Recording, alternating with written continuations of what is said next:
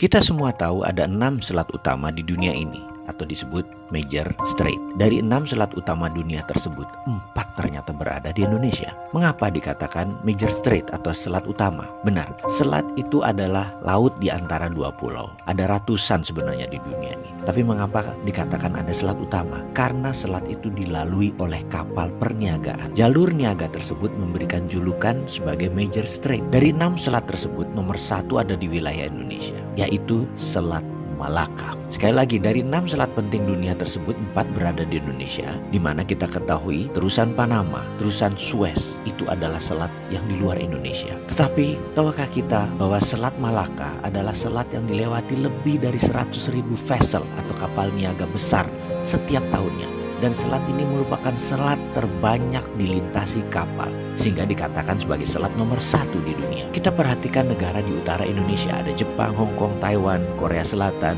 Cina, di mana semuanya adalah negara produsen besar di dunia. 20% vessel mereka ke Amerika Utara, 80% kapal niaga mereka menuju arah Asia Timur, Asia Tenggara, Afrika, dan Eropa. Dan semuanya melalui selat di Indonesia. Bahkan ada 18 juta barel per hari kebutuhan BBM negara utara Indonesia tersebut, di mana 80%-nya disediakan oleh Selat Hormuz, juga melalui Selat Malaka. Australia kalau mengirim barang ke negara utara Indonesia tersebut pasti melewati Selat Lombok dan Selat Makassar. Lalu Indonesia dapat apa sih sebenarnya? Jujur, Indonesia tidak dapat apa-apa dari laut yang dipakai tersebut, dari selat yang dipakai tersebut, tidak dapat apa-apa. Oke, itu masa lalu. Kalau ke depan bagaimana? Bagaimana kalau kita kendalikan selat itu sebagai aset bangsa? Peraturan internasional tidak ada yang mengatur negara archipelago seperti wilayah Indonesia, seperti wilayah negara-negara Pasifik Selatan. Kita peraturan internasional itu selalu mengacu pada aturan kontinental atau daratan. Kita harus ubah wilayah laut selat Indonesia sebagai wilayah Indonesia, dan Indonesia memutuskan misalnya menutup laut tersebut. Apa yang terjadi? Dunia bisa geger. Australia lewat Papua Nugini kalau mau kirim barang ke utara. 4 negara utara Indonesia,